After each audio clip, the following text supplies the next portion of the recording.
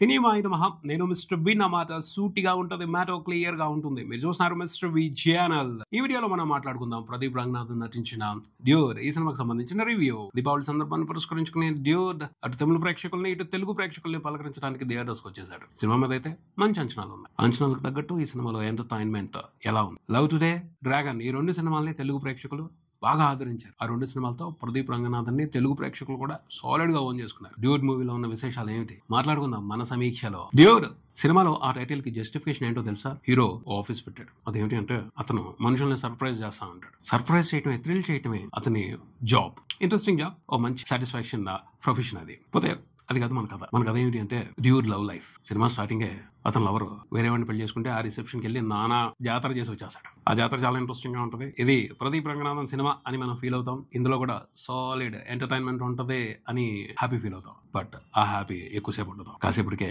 Spoil అయిపోద్ది. ఆ spoil అవటం సినిమా ఎండ్ వరకు ఉంటుంది. స్టెప్ బై స్టెప్ స్పాయిలింగ్ వ్యవహారం పెరుగుతానే పోద్ది కానీ ఎక్కడ తగ్గదు. అది అలా ఈ సినిమాతో ప్రదీప్ రంగనాథన్ అతను అవకాశం ఇచ్చిన డైరెక్టర్ కీర్తీశ్వరన్ ఇద్దరు కలిసి దీపావళి ధమాకా ఆడేసుకున్నారు ఆడియన్స్ ఎమోషన్స్ తో. అక్కడక్కడ కొంచెం స్లిప్ అవుతానేమో ఈ సినిమాలో ఉన్న స్పాయిలర్స్ ని మాట్లాడేయచ్చు. ఎందుకంటే ఈ సినిమా డిసప్పాయింట్ చేసింది, గట్టిగా డిసప్పాయింట్ చేసింది. అందుకని కొన్ని సందర్భాల్లో కొన్ని రీజన్స్ ని ఎక్స్ప్లెయిన్ చేయడం కోసం కొన్ని విషయాలు బయట పెట్టేస్తారేమో, జాగ్రత్తగా ఉండండి.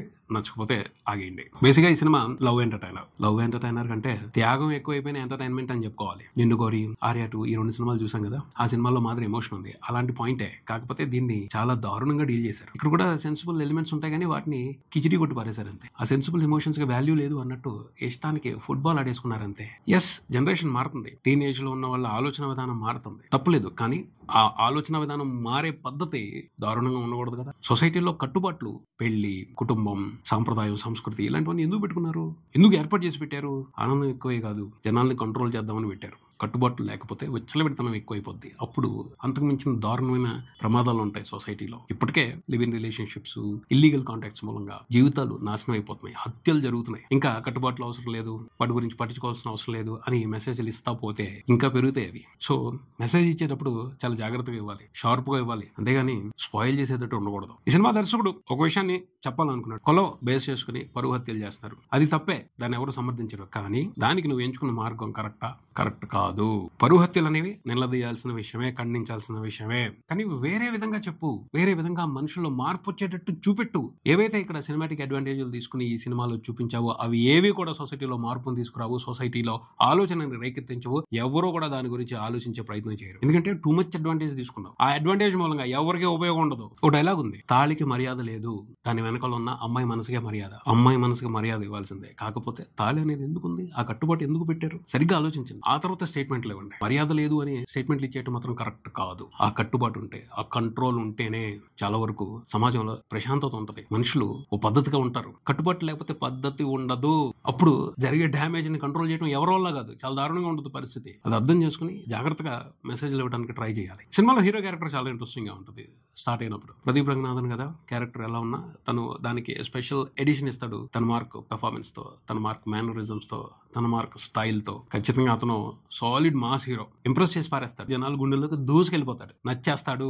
ఆల్రెడీ నచ్చేశాడు, ఇంకా బాగా నచ్చుతాడు. మంచి క్యారెక్టర్స్ పడే కొద్దీ, మంచి కథలు పడే కొద్దీ బాగా నచ్చేస్తాడు, టాప్ పొజిషన్ కి వెళ్ళిపోతాడు. ఆ క్వాలిటీస్ అన్ని అతనిలో ఉన్నాయి. ఈ సినిమాలో కూడా గగన్ క్యారెక్టర్ లో చాలా బాగా ఇన్వాల్వ్ అయిపోయి మంచి ఎంటర్టైన్మెంట్ ఇచ్చాడు. కాకపోతే అది సినిమా స్టార్ట్ అయిన తర్వాత ఒక 15 నిమిషాలు మాత్రమే. ఆ తర్వాత నుంచి కథలోకి వెళ్ళిన తర్వాత ఆ క్యారెక్టర్ కూడా స్పాయిల్ అవుతా వెళ్ళింది, కథ స్పాయిల్ అవుతా వెళ్ళింది. స్క్రీన్ ప్లే అంతా స్పాయిలర్సే ఉన్నాయి. స్పాయిలర్స్ అంటే నిజాలు బయటికి చెప్పడం కాదు, కరెక్ట్ గా లేదు కదా అని అర్థం. స్క్రీన్ ప్లే ఇంట్రెస్టింగ్ గా లేదు. ఏవైతే ఐడియాస్ డైరెక్టర్ స్క్రీన్ ప్లే ని నడిపించడం కోసం పెట్టుకున్నాడు అవన్నీ కూడా ఇంట్రెస్టింగ్ గా లేవు అని చెప్పడం. ఆర్యా 2, నిన్ను కోరి ఈ రెండు సినిమాల్లో మనం ఓ పాయింట్ చూసాం. అదే మాదిరి పాయింట్ ఈ సినిమాలో కూడా ఉంది. కాకపోతే ఆ పాయింట్ ని ఈ సినిమాలో అసలు ఏమాత్రం ఆసక్తి కలగని విధంగా డిస్కస్ చేశారు. అలాగే కోపం వచ్చే విధంగానే డిస్కస్ చేశారని చెప్తాను. ఆర్యా 2లో కానీ, నిన్ను కోరిలో కానీ హీరో క్యారెక్టర్ అంతా ఒక సింపతి ఉంటుంది. అయ్యో పాపం, అన్యాయం జరిగింది వాడికి, వాడిది స్వచ్ఛమైన ప్రేమ, నిజాయితీ ఉంది వాడి ప్రేమలో అన్న సింపతి ఉంటుంది. ఈ సినిమాలో హీరో క్యారెక్టర్ ప్రేమకు సంబంధించి ఆ సింపతి ఉండదు, రాలేదు. ఎందుకంటే వాడు ఫ్లిప్ అవుతా ఉంటాడు, కన్ఫ్యూజన్ లో ఉంటాడు. ఎప్పుడు ప్రేమిస్తాడు, ఎప్పుడు ప్రేమించడు, అటు ప్రేమలో నిజాయితీ ఉందో లేదో మనకు అర్థం కాదు.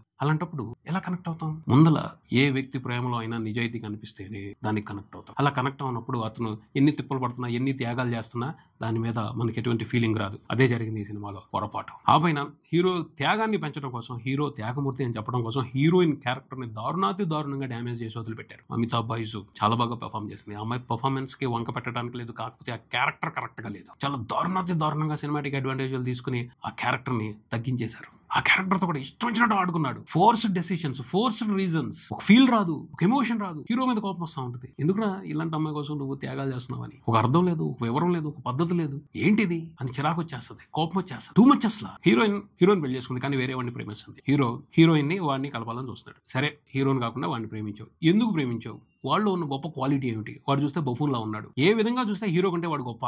ఒక్క విషయంలో చూపించరు, ఒక్క చోట కన్వే చేయరు, ఒక్క చోట సరిగ్గా ఎస్టాబ్లిష్ చేయరు. అలాంటి వాడి కోసం హీరో త్యాగానికి సిద్ధమైపోతాడు. దానికి అసలు ఒక అర్థం ఉండదు, అర్థం ఉండదు. ఆ పైన పెళ్ళైన తర్వాత జరగరాని ఘోరాలు చేస్తారు. పెళ్లి ఈడుతో అయింది, చెప్పకూడదు కానీ తట్టుకోలేకపోతున్నాను, అందుకే నేను చెప్తున్నాను. స్పాయిలరే కానీ ఆగట్లా. బట్ ఇంకో ఘోరం జరిగింది, ఎందుకు ఆగుతాను. ఆ ఘోరాన్ని చూస్తే తట్టుకోవడం చాలా కష్టం. పెళ్లికి ముందు రిలేషన్షిప్ లో ఉన్నారు, అప్పుడు ఏం చేసుకున్నా పర్లేదు. హీరోతో పెళ్లిన తర్వాత కొన్ని రోజులు కంట్రోల్లో ఉండాలి కదా. 4-5 నెలలు ఆగలేకపోతున్నారా? ఈలోపే వాళ్ళకి ప్రైవసీ కావాల్సి వచ్చింది. అది అసలు ఎంత దారుణం.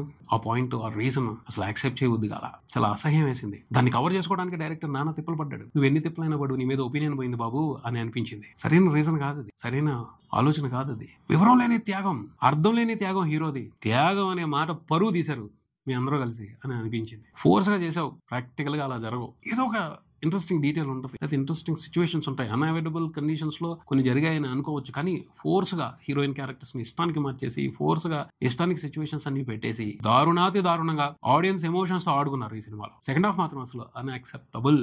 ఏ విధంగానూ అంగీకరించిన విధంగానే ఉంది. కొన్ని మంచి విషయాలు ఉండొచ్చు.